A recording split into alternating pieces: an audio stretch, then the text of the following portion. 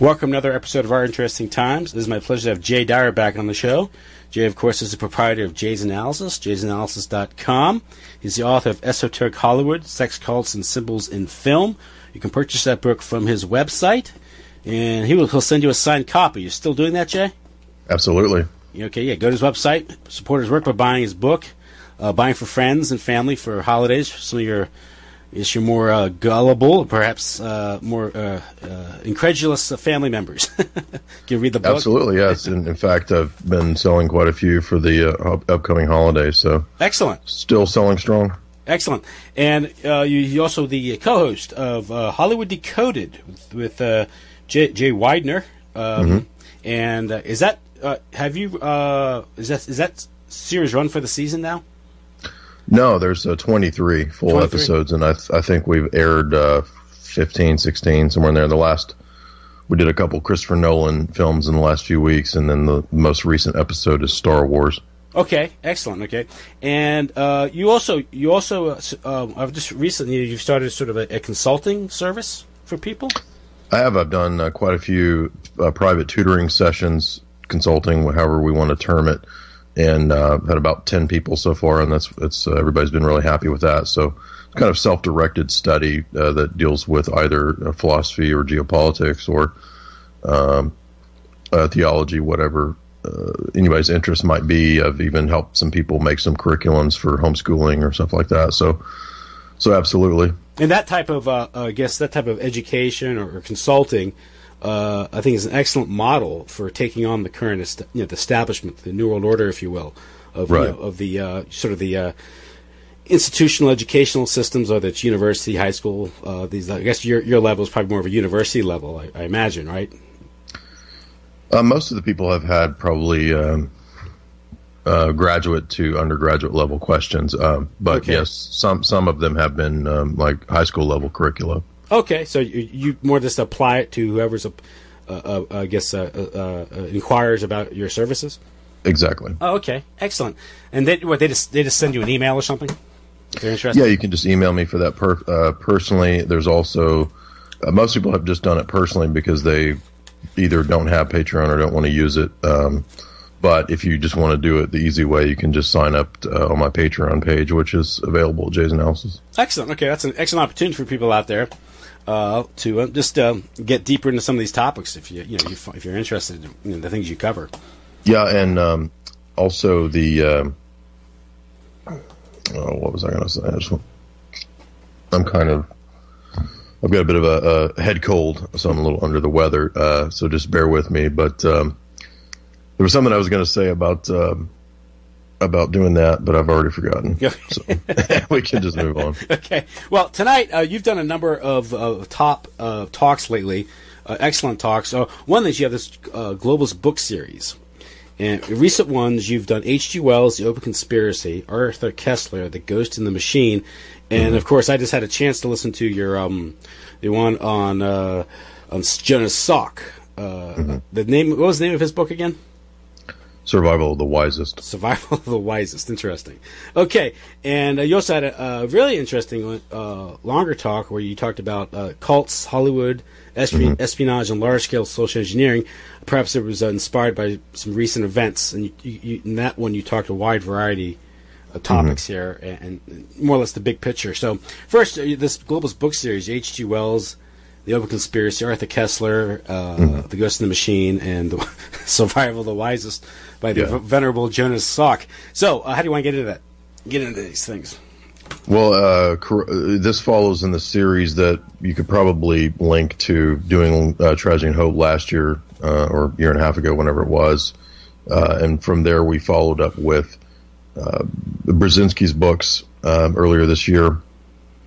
And then we looked into subsequent Carol Quigley books, The Anglo-American Establishment, which we covered. And then we moved, as you said, to Bertrand Russell and then to H.G. Wells. And Wells is, of course, situated in the midst of this priest class of Fabians and world socialists. And there is, I guess, some question as to how far into the plan H.G. Wells was really inducted, or was he a true believer? Did he really believe this propaganda? And John Adams and I were having a conversation a while back about that, and I think John's probably correct that it looks like Wells was probably not the most inter-party guy, but was definitely a true believer in the Anglo-American Fabian socialist Marxist Zionist creation of the idea of a global federation. Really, I see all of these movements springing kind of from the same source of the banking power.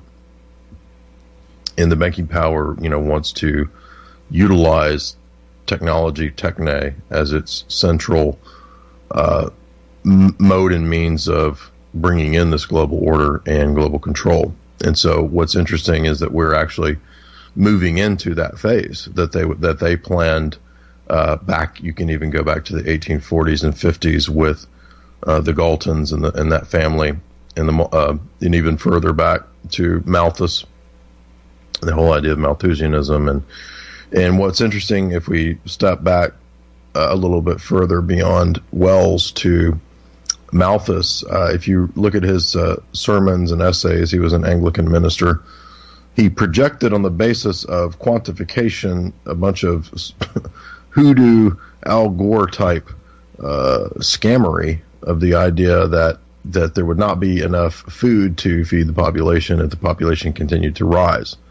So in a way, Malthus was kind of the forerunner of he was the Al Gore of his day, you might say. And so you get this idea of battle for resources, that mankind is really only existing to compete for resources in a very strict survival of the fittest mode. It's not accidental that at the same time Malthus in the 1700s, you have the rise of, prior to that, the Adam Smith, David Ricardo liberal economic theory, which is also predicated on the notion of total competition, social Darwinism. We eventually get the character, of course, of Charles Darwin, which suspiciously does not invent the idea of evolution. He repackages it into a naturalistic form. So Herbert Spencer and plenty of ancient Greeks and ancient Egyptians and ancient Hindus had, of course, formulated this notion of aeons of transmutation of species, but it's really Darwin who pioneers the naturalistic ideas, as well as certain other ideas that even later Darwinists rejected in Charles Darwin himself. But so it's from this ethos that the ideologies or the propagandists of the Milner, Rothschild, Lionel Curtis, this secret society, as it's described by Cecil Rhodes, the ideologues of this group will produce figures like H.G. Wells. Mm-hmm. So what I'm saying is that H.G. Wells was a product of this elite education. And all of these people come from Eton, Oxford, Cambridge, et cetera, the British imperial elite, basically. And so what H.G. Wells is that he was not from a noble family. He was actually from a middle to lower class family, if I recall.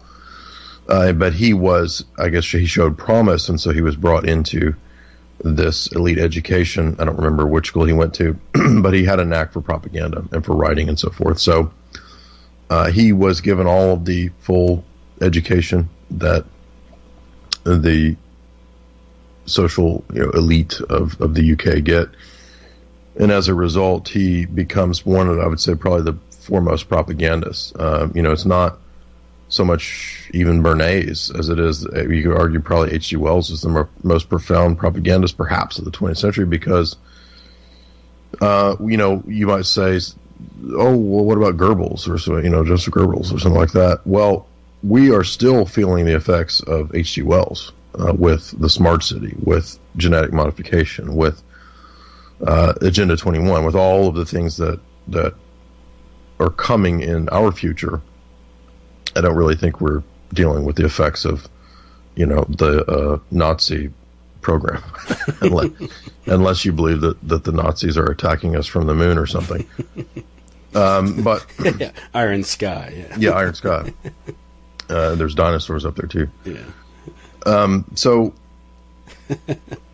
Wells is the originator. Now I'll have to give Alan Watt credit for this because I didn't know this until he mentioned it. But H.G. Wells came up with a poster of how to propagandize against the Germans for World War One, and he invented the idea of the Hun, right? This barbaric character. Mm-hmm. So he was very adept at propaganda posters and so forth, and invented all kinds of ideas that would become the staples, particularly of science fiction. You know, he speaks first of the atom bomb. He speaks of time travel. I mean, there probably had been some character writing about time travel before that. I don't know, but in our modern science fiction vernacular, it's certainly H.G. Wells with the time machine, the alien mythos, obviously, you know, War of the Worlds, and we all know about, you know, again, all the fiction tales. I'll spare us with that, because what we want to look at is some of his nonfiction works, which two of which come to the fore, which we will be covering both in my talks. And those two books are The Open Conspiracy and The New World Order. Very easily titled for you so that you can figure out what they're about. The Open Conspiracy is the first book that I covered. And in it, what we have is not an idiot. You might think that he's a little goofy or a little weird, but no, you're actually dealing with somebody who's pretty sophisticated. And in fact, because I'd only read prior to this his fiction works, I was expecting his nonfiction to be a little dull, a little unsophisticated, but it wasn't. It was actually very clever when it comes to the tactics and techniques of how to infiltrate and subvert the existing structures. And H.G. Wells fervently believes in the Marxism and the socialism that he promotes, as far as I can tell. He was a high-level Freemason, and most high-level Freemasons certainly seem to have that same penchant for revolutionary socialism, communism, Marxism. But what he begins the book by discussing is the notion of selling an idea, and that the revolution that he's promoting, and he calls it a world revolution, is not so much a party. It's not so much the limitations of Marxism. In fact, he's very critical of Orthodox classical Marxism. What he's selling is an idea that anyone can join. And anyone can join this idea by simply adopting the basic principles and the basic patterns of subversion. And he lays them all out for you. Very, very simple, very easy. Yeah, it's almost, it's kind of like the way that you can easily convert to Islam. Just accept these four things, right? Accept these basic pillars. And you see these, I guess, these ideas and this form of activism, of course, being played out even today. That's what I found most interesting. Yeah. Yeah, you kind of see maybe a pre-Saul Alinsky. Yeah, yeah. In the character of of Wells, because Wells says that this idea is viewing everything in a new way. So, in ways maybe similar to the idea of changing images of man, altering man's view of man, altering man's view of everything is what Wells was talking about. And he says that this will happen through not the erasing of existing structures, but through the infiltration of all existing structures and the changing of those So in other words, H.G. Wells is a change agent. And what you will begin to notice in many of the Globalist books series writers is this idea of the change agent. The change agent, again, is not necessarily the social justice warrior on the street with the pink hair and the man boobs. It's the professor. Mm-hmm. Mm-hmm. It's the guy at the university who just happens to show up at your college from the Eastern Bloc countries with the aid of the OSS. These are the change agents, and change agents are, of course, well funded, as was H.G. Wells, by this elite establishment class. But where the book really gets fascinating is not just this kind of obvious communist type infiltration stuff, but the methods and the tactics and the actual statements of objectives. And what we have there is the abolition of private property, the abolition of family, abolition of the nuclear family, traditional family, abolition of gender roles, those typical type things that you might expect in, again, social justice warriors. You know, H.G. Wells was saying this 100 years ago.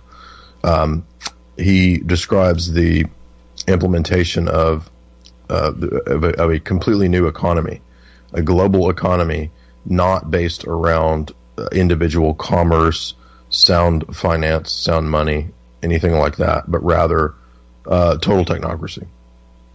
We have the suggestion of the total reorganization of society into planned communities, not just a planned community in the sense of like a retirement community where you pay your homeowners association, but although actually I believe those things are preparations for that because of the very bizarre examples of zoning laws and things like this that we're seeing in a lot of these planned communities. You know, very strange rules in some of these, sort of upper suburban areas. Do you know what I'm talking about? Yes, I know exactly what you're talking about. Yeah. Right, and I think these are, in a way, probably preparations for, because this fits into what you talked about with E. Michael Jones with the creation of suburbia. It doesn't just end with the dissolution of ethnic neighborhoods. There's a final goal, which is H.G. Wells level stuff. So basically, we're looking at... Yeah, you need the atomization first. Exactly, right. You got to break down before you build back up. And you will find that actually in many of these globalist writers too, is this principle of the dissolution and breaking down and then the reassembling of the thing, which is why, as we will mention here in a moment, Koestler will actually use alchemical terminology. Yeah. But so for Wells, a couple more points that we should hit on is the very fascinating statement that the pacifists and the liberal economic ideologues are not enemies, according to H.G. Wells. So, in other words, H.G. Wells would find a common favor amongst libertarians. And in fact, this is something that he critiques the Marxists of in the book, is that he says, you're too short-sighted Marxists. You saw all of life as economic theory and modes of production. He said, that's not life. Life is much more than that. Life is, aesthetics. Life is family. Life is all these things. Life is the environment, blah, blah, blah. He says, you got to realize that the revolution is total. The final revolution that Huxley talked about. And so what that requires is mass re-education. So the schools are one of the first places that are going to have to be infiltrated, and the modes of pedagogy and education will have to be altered and changed. This, by the way, is why I think you're correct in the opening statements that you made, that more individual and homeschool type movements are really going to be the best means going forward to counteract this system. And I think that the traditional universities and school systems they're already kind of dying away. And I think that individuals can basically, if they have enough energy and go get it attitude, they can educate themselves. And so really you don't need that archaic system anymore. We won't be, I'm not trying to be totally apocalyptic. I'm saying that you can work outside that system. That's essentially what I tried to do. With what I do is to set up means and modes for not having to rely on the traditional university system and being stuck in some professorship where, I have to affirm Darwinism or abortion or euthanasia or whatever to get a job promotion. And I think that will, a lot more people are going to opt for that kind of a thing as the technocratic era comes to the fore. Anyway, what I'm getting at is that you can 100% see this in Wells as he predicts and says all this is coming into play. He says that the nation state has to be destroyed, and one way that they can do that is through the promotion of pacifism in all liberal groups. So he's not just concerned with promoting Marxism. He's concerned with promoting any liberal groups, including libertarian and free trade proponents, because they have the effect of destroying existing cultures. And for H.G. Wells, that's double plus good. You can't, because through commerce and trade, you break down local cultures and traditions. And you see this with the Starbucks, McDonald's, and Target, right? I was going to say, yeah. I mean, anytime you go to a nice city, if you drive down to Florida and you find some kind of cool enclave that's like St. Augustine or St. Augustine, which is the oldest city in America, right? And you go downtown and it has this total Spanish vibe, 500-year-old city or whatever. It's the architecture is Moroccan and Spanish, and then you drive a mile or two out of town, and then it's the CVS, Walgreens, McDonald's. Yes, yeah, and it's a very big contrast because a mile or two out of town, and it looks like every other place in America. Then you go downtown and you find that there's a cathedral and there's ancient architecture and all this kind of stuff that's very fascinating, and all these old cemeteries that are 500 years old, and what I'm getting at is that is an example in everybody's city of the incursion of corporatism. And you might think what a lot of people fall into the dialectic of is thinking, well, H.G. Wells was a Marxist socialist, therefore he would not like the Shell and the BP and the Walgreens and the CVS on the corner because they're capitalists. No. H.G. Wells is very clear that he says, there's a great line. I wish I had the book here in front of me. I'd quote it. He says, "You idiot Marxists." He says, "Who do you think will bring about internationalism if not the international corporations and bankers?" Mm-hmm. He says, "Who else has the means and the power and the money to do it?" Yep. He says, "You can't have a world government without money behind it." He says, "Who else do you think is going to do it?" Mm-hmm. It's not going to be, some guy in a beret with a joint hanging out of his mouth, with some hippie guy somewhere. That's not going to bring the global revolution. It's going to take the power of global capitalism to do that. I mean, examples of this sort of corporatization. I was listening to Catherine Austin Fitz talk, and she was talking about, well, you can look at Las Vegas, right? It's gone corporate. Right. When it used to be all mob. And so more or less the big guys came in, and the mob served their purpose, and they were cast aside. And she was talking about the crackdown of what was called organized crime, or the mafia, in the late 70s and 80s. It wasn't so much a crackdown on criminal activity. It was a destruction of the mafia because they had served their purpose in the dialectic, in the process. And there were deals with the CIA between the mafia. Yes, and then they serve certain missions, right? Whether it's assassinations, some have speculated, that was right. The Kennedy thing, but just human trafficking, drugs, these things, black budgets, off budget funding, and these things, and even blackmail, blackmail. I think even building, things like with Disney World, things like that. Because you see that connection, with the same people working with the mafia. Mario Lansky working with the Disney Corporation to build Disney World. And a lot of problem I have to imagine is a lot of money. A lot of that liquid cash has got to be.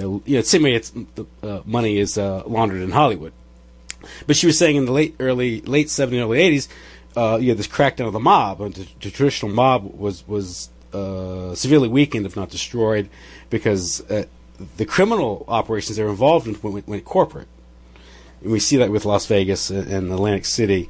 And she seemed to think that a lot of what's going on in Hollywood now might be an element here where, because of the changes in the entertainment industry, the studio system may be on its way out with other means of producing, like Netflix and so it'll be Netflix and Disney basically running entertainment. Yeah, and the middleman isn't needed anymore. And this is sort of a pushing out, and that could be why all of a sudden these things matter now in Hollywood. The casting couch is a concern now, and you see this played out in certain movies too. I was watching Fargo, the series, and the second series involves the Kansas City mob going against a local family in North Dakota.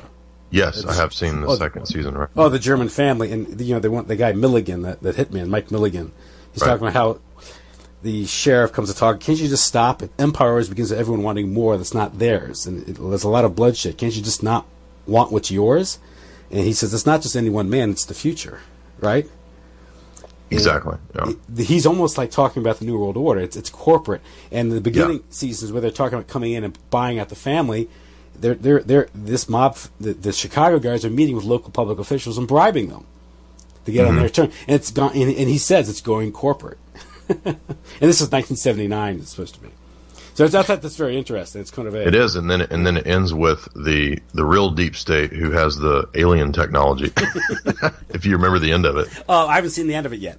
Oh, sorry. That's okay, but I know. I know that, which is very. I'm looking forward to it. That's very funny. Another, I've kind of mentioned it before. Well, and by the way, I'm not saying it's about aliens. I think it's about the deep state has this real super technology. Yeah, Area 51 crap. That's what yes. Yeah.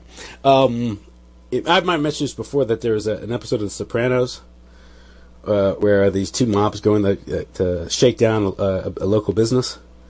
You know, we're from the New Bergen Home Neighborhood Improvement Association. Like, you donate to our group. The police. I know this is an up and coming area.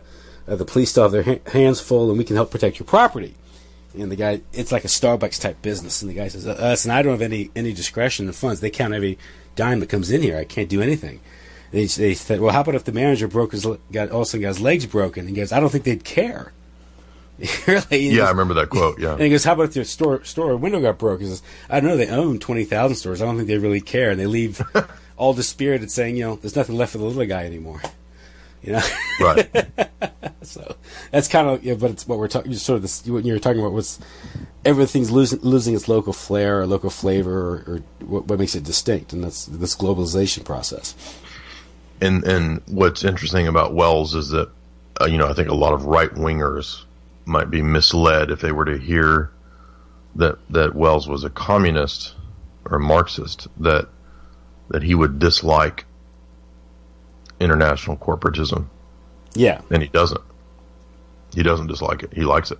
He says that there's no other possible means by which internationalism would come to power. And he says that all you idiot Marxists who are orthodox Marxists, he says, you just haven't been paying attention. He says, how else will this happen? And what's interesting is that even Marx talked about that, was that there's really no other means by which the modes of production would become so advanced and so mechanized other than through capitalism to produce standardization and mechanization that would lead to the internationalism that would lead to the stateless, Marxist world. Mm-hmm. Now, Wells, of course, doesn't care for the idea of being stateless. He's not really concerned with that, but he does share the utopian idea.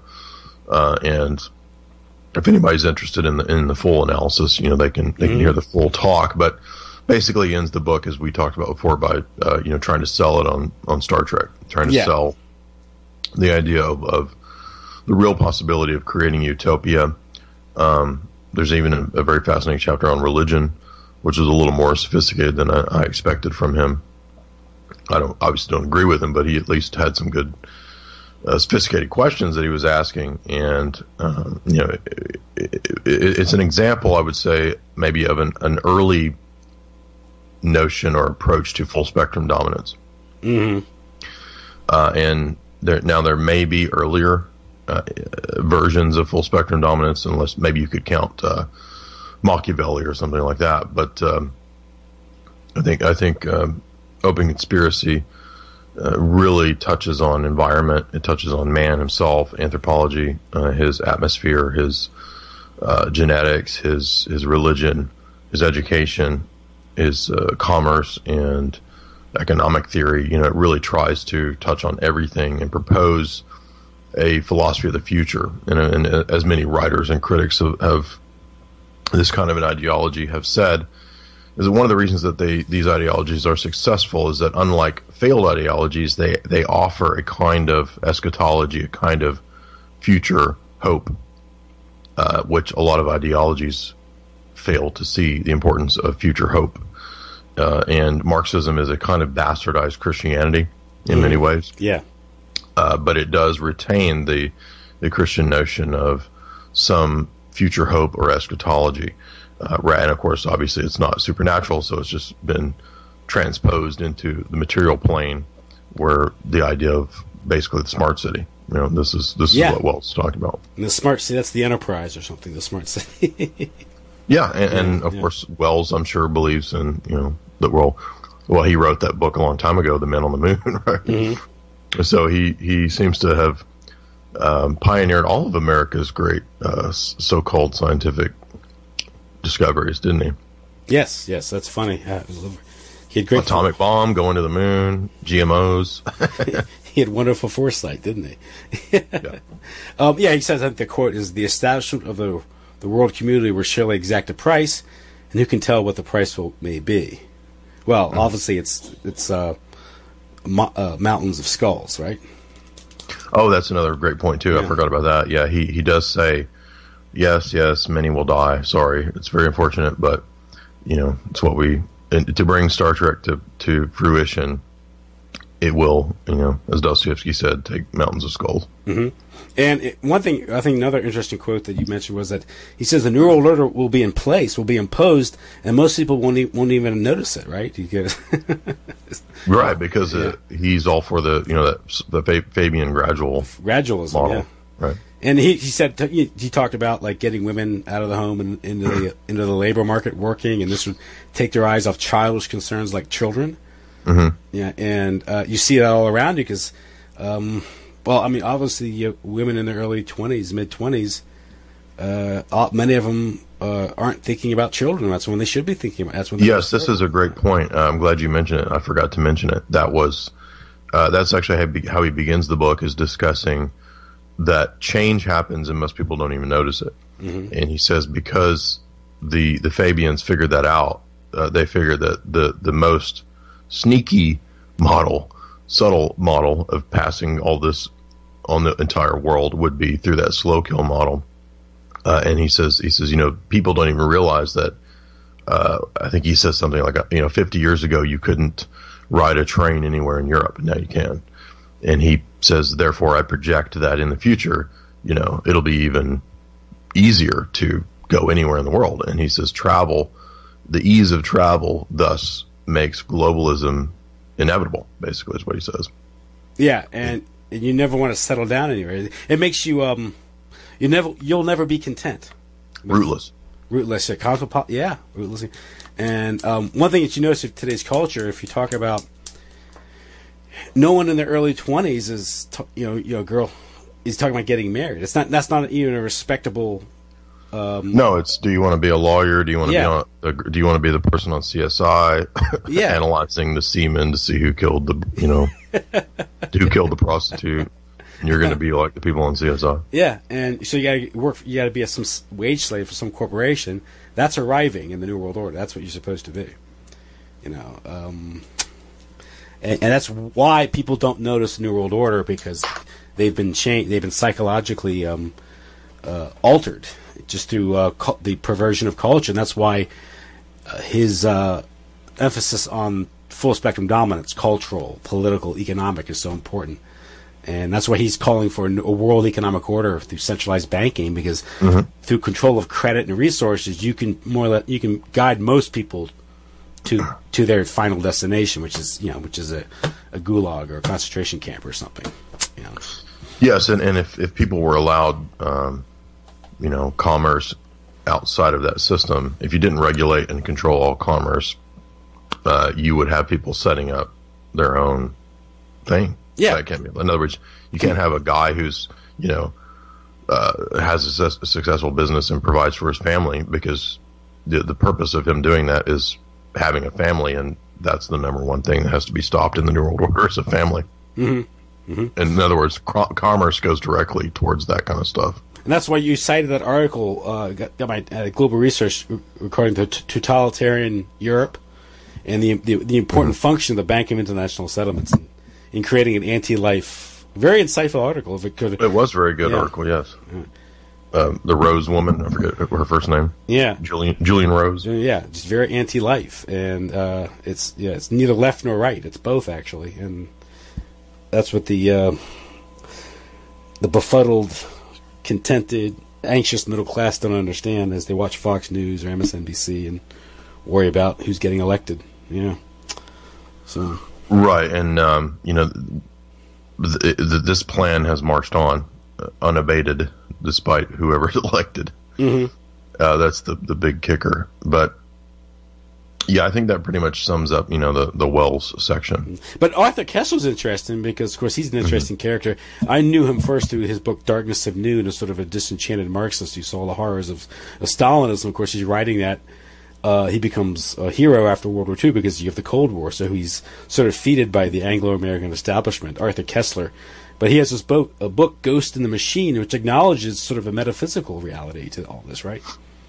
Correct, yeah. The first third of the book is arguments against rank materialism and reductionism, most of which are good arguments, many of which I made, not knowing that, as Koestler had made these same arguments, but there have been for a long time people critiquing psychologism and reductionism and materialism for its own inherent contradictions. And so when you're reading this, you're thinking, wow, this is actually pretty good. He's really saying some awesome stuff. And then you get, about halfway through the book and you're starting to realize where he's taking you, which is not to dare question anything like Darwinism itself, but rather to something more, maybe we might say New Age. We might be moving in a more New Age direction without shedding any of the scientific presuppositions. So we want to keep the veneer of scientism, and I almost want to say that given his penchant for spiritism, mesmerism, and he actually funded the chair. His estate funded the first chair of parapsychology somewhere. I forget where, but basically we kind of get this maybe theosophic type ideas, or maybe Rudolf Steiner type ideas, because Koestler is not at all saying that evolution is false or that we need to reconsider Darwinism, or he's not even really promoting theistic evolution. It's, again, something much more akin to something New Age. I couldn't really even find Dawkins kind of speaks in the vein of that he could accept pantheism. Yeah. And I think that's really the best way to describe Koestler, is just some kind of pantheism, which is basically meaningless. Might as well just be an atheist, doesn't matter. Because by the middle of the book, we start to get these statements about, well, even though we can't accept materialism, we notice that biological systems have a holistic character, and they seem to function as a whole, and the smaller systems within an overall system need one another to function properly. And that actually shows that you can't have pure materialism, because pure materialism wouldn't produce all of these independent systems. The eye is its own kind of system that needs tissue, that needs blood, needs nerves, the heart, the glands, all these different bodily systems. And even the cell itself is its own little computer factory. And then he goes into DNA and all this stuff. So one would think that he might question Darwinism at some point, but no, anyone working for the behavioral sciences unit of the Royal Society is not going to ever question Darwinism. I can assure you that. Yeah. But that's why, by the way, that's what this book was produced for, was for the behavioral sciences study of the Royal Society. Anyway. So since we have holistic systems, and since we don't have materialism, but we do have Darwinism, what's becoming noticeable in post-1950s writers who promote globalism, important globalist writers post-1950, is that they're much more amenable to the ideas of, quote, spirit. It seems that they had all kind of at some point agreed upon the difficulty of selling everyone on rank materialism and Darwinism, and so rather Darwinism can fit much more easily into something pseudo-spiritual, where man is evolving into godhood, and thus the promotion post-50s and 60s of the New Age. This fits very well with what Koestler talks about So we could see Koestler maybe as a kind of a predecessor to Esalen Institute or New Age movement. And what he proposes is that, look, Darwinism is true because of mutations, right? There's all these mutations. Cells mutate. We have aberrations in nature. And therefore, since man himself is an aberration in nature, because the arising of man, I couldn't believe he said this, but he says the rise of man from Neolithic man is out of cannibalism. And he says pecking man is a cannibal, and so because pecking man was a cannibal, we can surmise that there's nothing inherently wrong about being parasitic on your own species. And he says, look, we observe this in nature. We all believe in nature in some sense. So therefore, anything that happens in nature is normal and, quote, natural. And since cannibalism happens in nature, since pecking man is the beginning of conscious man out of caveman state, there's nothing wrong with being parasitic. And then he goes on to actually cite the examples of Aztecs and human sacrifice, cannibalism. I'm not joking. That's what he talks about. He doesn't speak of it in a negative light. He says, look, this has gone on. And he says, basically, is this not nature at work? Is a black plague not nature at work? And if the black plague and if cannibalism are just merely manifestations of nature, there's absolutely nothing wrong with creating bioweapons to mutate man. There's nothing wrong with flipping the gender of people through chemicals in the food, water, and atmosphere. This is what he says, by the way. So that's what we get with this character, who I definitely think I think you could definitely say he's an illuminist. He speaks of Thanatos, Greek for death, as the operant principle in nature that is just as powerful and important as life. So I think Zoe is the Greek word for life. So Zoe and Thanatos are equal principles in nature. And so here we get this Masonic sort of dualism where good is evil and evil is good. Why? Because good and evil are just based on principles of nature, and nature is both death and life. Yeah, that's almost so since everything is natural, and since the elite are basically the highest, and he shares this with Salk and Russell, by the way, since they are the highest forms of evolution, there is nothing wrong with them as the minstrels of evolution enacting basically a kind of mass kill-off, depopulation. He says because the elite function as the immune system of the planet. This is what Salk says too. Yes. So, yeah, it's almost so they've ordained themselves. Yes. And Salk, by the way, this is funny because Salk actually tries to explain this, and he says, look, if you were the true priests of nature, you would understand what I'm talking about. And since you don't believe in it or understand it, you're not the incarnation of Mother Nature. Yeah, and of course, nature's nothing sacred or special about nature. It's just they're mutating all the time, and it's just mutating process of life and death, right? So you can't base anything on nature as a foundation for behavior or what's normal or what's proper, and it's there to be experimented upon. He cites Peking Man, but of course, wasn't Peking Man discovered to be a fraud? Yep. Oh well. Right. Ghost in the Machine is, of course, 1967, I think. So this is prior to the outing of Nebraska Man, Peking Man, and Piltdown Man as frauds. Thus, again, showing the function of Darwinism in creating this worldview that justifies genocide, more or less. Correct. It is the epitome of the Victorian ethos, Anglo-Saxon preeminence. But that's not really Anglo-Saxon preeminence. It's more of a kind of degenerate elite intermarried into various groups, including it does.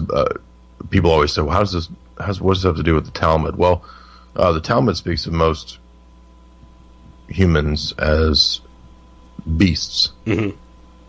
So you could see that this elite Darwinian ancient Hindu philosophy, and by the way, the British, of course, had that same penchant for the Hindu caste system, right? That can easily blend with the Talmudic idea of most so-called humans not having a nefesh or a soul. Yeah, and this, of course, you've pointed out that, with back to H.G. Wells, he's writing The Open Conspiracy roughly the same time that Aldous Huxley is penning Brave New World, and it's a very similar view. And it is funny. I forgot to mention Brave New World should also be included in the Globalist book series, right? But of course, Jonas Salk, in his book, The Survival of the Wisest, of course, he's I think he's telegraphing or referring to survival of the fittest and Darwin, that idea. Why Jonas Salk, however disturbing his views are, of course, most people know Jonas Salk as the heroic figure who produced the first polio. Okay, we're back. Jonas Salk, who the father of the polio vaccine. Here's this person who's pioneering vaccinations. Of course, he's an advocate of depopulation, right? Yes. One more thing I did want to mention on Koestler that's fascinating was just that he does have that towards the end of the book, those last few chapters that deal with mutating man. Mm-hmm. Oh, yeah.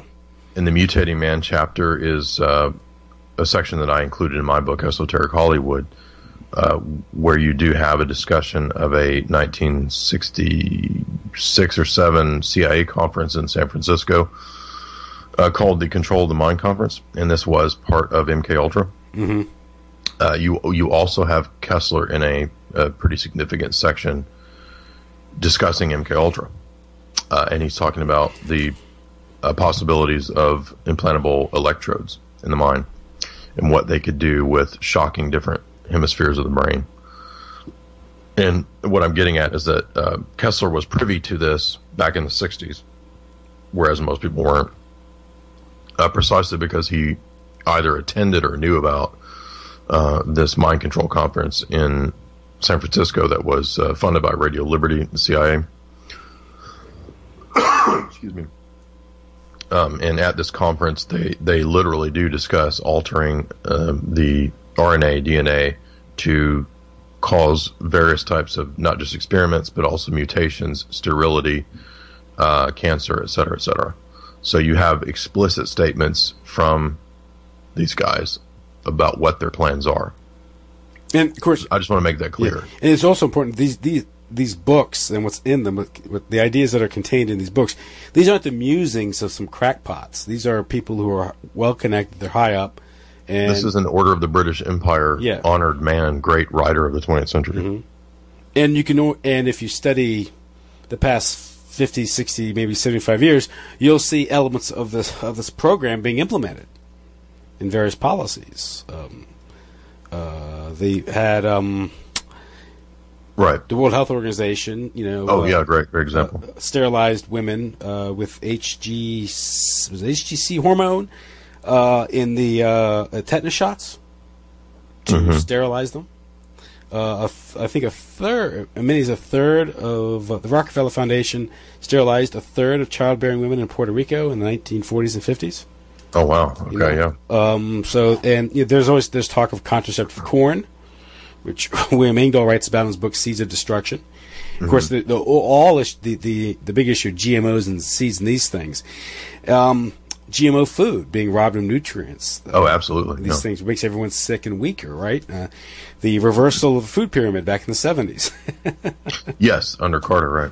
Ford and Carter, right? Yeah, so this is all part of that. Bertrand Russell talked about through diet and injections. And injunctions, right? Yeah. So these people, this program has been implemented from at varying time or varying degrees over the years that you can point to, and it's just a question of connecting the dots and stop seeing these things as episodes or separate events. There's a continuum here. There's a connection. Yeah, they're not discontiguous. Yeah. Oops. Sorry, we didn't. We did it again. We accidentally sprayed a city in St. Louis with bioweapon. Oops. Sorry. And of course, with Jonas Salk, the whole narrative of the poliomyelitis being virus based and these things is somewhat dubious. If you look at it, it was probably, at least it appears to be at least the paralysis that people suffered, perhaps was something else. Multi-factor poisons in the environment. There was the DDT spraying that was going on. There was a wide use of arsenic by dentists at that time. There's all types of things that might have caused paralysis. But they blamed, this poliomyelitis, this virus, and they developed this vaccine, which actually crippled people. Which why they originally Salk vaccine was pulled off the market, and the Sabin vaccine was put on the market. And what they did during that period in the 50s when they introduced the Salk virus, I think it was 1954, if I have that right. At the very time they were introducing the vaccination, they were narrowing the diagnostic parameters of poliomyelitis. So what they were saying was they didn't get rid of polio, they just redefined it. There are still kids suffering from paralysis. No. Oh, wow, interesting.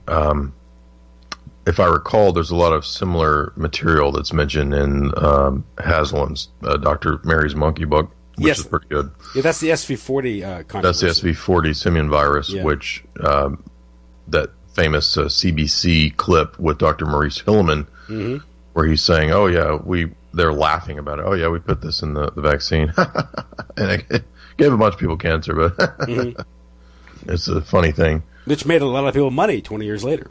And it's hard to believe. A lot of people don't understand or don't appreciate, or don't understand how something as sinister could be thought of and implemented. Remember Bill Gates in his COP2 lecture at TED Talk where he says, if we get the right vaccines, we can get this population number down over the next couple decades. Yeah, he calls it reproductive health. That you were talking about that thanatosis, this obsession with death. You see that obviously in what we call reproductive medicine, because reproductive medicine today has very little to do with actually fertility. In fact, it's quashing fertility and controlling fertility. This is actually discussed by Salk, so you're absolutely right. Salk in his Survival of the Wisest rephrases Darwin from the fittest to the wisest, and of course he means the scientific priest class, the Darwinian priest class, the servants of the Rockefellers who were funding all the vaccine mass inoculation stuff. So what Salk proposes in this book is that there was Epoch A, which was mankind all the way up until the time of Jonas Salk. And Epoch A was the time of population explosion. And he says, oh, look, we had these fruit fly tests where we put a bunch of fruit flies in a bubble, and they reproduced to such an extent that they all died. And look at the graphs here and the charts that I have of the population explosion of humans, and can't you see the parallel? It's very scientific. It's all these graphs and charts. Look how we're going to be like the fruit flies, right? So you have, again, the repetition of this old... He's just Thomas Malthus, It's another Malthusian scare tactic, crisis, catastrophism. And who does he cite for all this? Paul Ehrlich. Paul Ehrlich, the co-author of Ecoscience, I believe, and the father of the Ice Age. We're all going to die in the coming Ice Age of the 70s and 80s. The population bomb. That book. Right. And this of course this informs the Club of Rome and Maurice Strong eventually, and implements Agenda 21. So it's interesting because I think Paul Ehrlich is an entomologist. He knows bugs. He knows bugs, and I think humans are viewed as bugs. And it's the same way that Alfred Kinsey was a zoologist. All right. Act like an animal. Everyone's an animal. If you look at, of course, if you just look at the whole history of vaccinations and public health and these things, of course, the health revolution occurred before any mass vaccination program. Actually, it can be attributed to just better hygiene, public sanitation, and better diet. Nothing to do with medical intervention. And the problems of health, of course, we've had this tightening or increase of the scheduling for vaccinations, an increase, and with that, of course, a increase in chronic health problems, allergies, explosion of allergies, and of course, not to mention autism, which you and Chris have speculated could be a plan. And when you listen to the videotape of Maurice Hillman laughing, knowingly tainting these things with SV40 virus, I think that would cause cancer. It's a polyoma, would cause soft tissue cancer. You have the now we're in the middle of a soft tissue cancer epidemic with young people, which will also increase. That will have an effect on fertility and life in these things. And strangely enough, it also some of these cancers attack parts of the body that had to do with fertility in nurturing, with breast cancer, ovarian cancer. No, this is exactly what Salk says. He says that we, as the priestly class, must take on the difficult responsibility of weaponizing and engineering not just the principles of life in nature, but also death. And he says that this can be done in various ways. He says that we can cause disadvantageous or advantageous effects through manipulating the eggs, the reproductive system of the woman, or in other ways, the males as well. So, he explicitly says this more than once in the book. And, I had a Daily Beast writer who tries to defend all this stuff. He was arguing with me a couple of days ago, and he said basically that everything I was saying was bullshit. And I said, well, did Jonas Salk write this book? And it took him a few minutes, and he finally replied and said, he said, you don't believe in modern medicine. So, total straw man. Never said I don't believe in modern medicine. In fact, I don't even have a problem with getting an inoculation. I had pneumonia a year and a half, 2 years ago, and I'm very glad that I got that shot of antibiotic in my butt, and it got rid of the pneumonia. So I'm not disagreeing with antibiotics and modern medicine. What I'm saying is the notion that the local schools and local hospitals are following a big pharma mandate that says that you have to get 60 vaccines by the time you're however many, 36 months old or whatever. Yeah. That is insane. And that is obviously something to do, because all those same big pharma companies are the ones mentioned by Maurice Hillman, and that he in that case they were working with Merck.